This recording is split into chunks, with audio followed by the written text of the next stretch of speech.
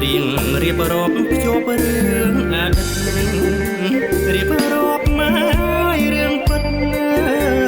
ជីវិតណាយមន្ត្រីសូមច្រៀងរៀបរាប់ភ្ជាប់រឿងអតីតរៀបរាប់ម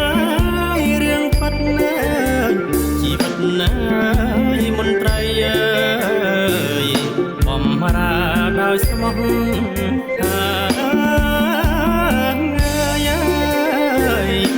បង្កើនស្នាដៃ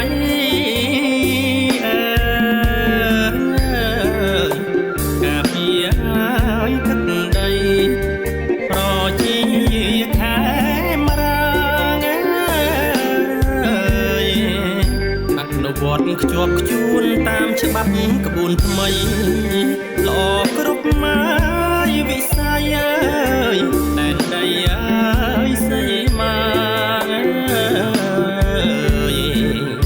អនុវត្តខ្ជាប់ខ្ជួនតាមច្បាប់ក្បួនថ្មីល្អគ្រប់មកវិស័យតែនដីសីមា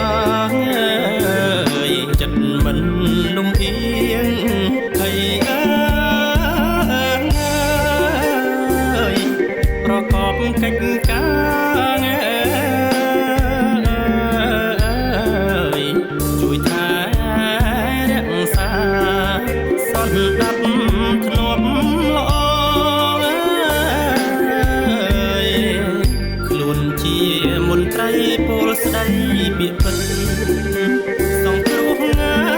យជីវិតណាយប្រជាកសិករ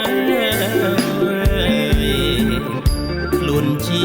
មន្ត្រីពលស្ដីពាក្យពិតសង្គ្រោះងាយជីវិតណាយប្រជាកសិករជួយអ្នកទីទល់ឲ្យពលរដ្ឋក្រីក្រ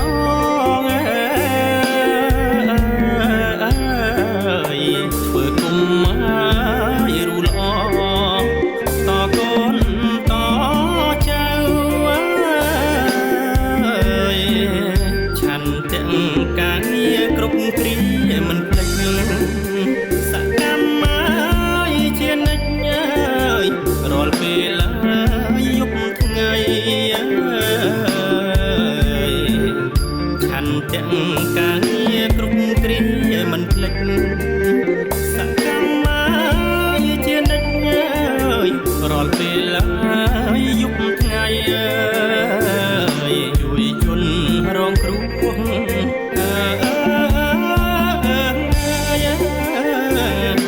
ដែលជួបទុក្ខភ័យតិចក្តីច្រើនក្តីមិនដែលខំខានខំធ្វើប្រកាសកំមត់បានស្ដីខ្លួនជាមន្ត្រីអនុវត្តណាយឲ្យបានខំធ្វើប្រកាសកំមត់បានស្ដីខ្លួនជាមន្ត្រីអនុវត្តណាយឲ្យបានចុះជាប្រចាំ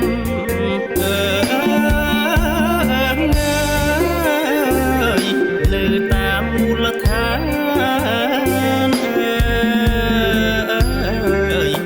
ប្រជាគ្រប់ប្រានសុខសាន្តកុំក្តៅគ្រួសាររងគ្រោះ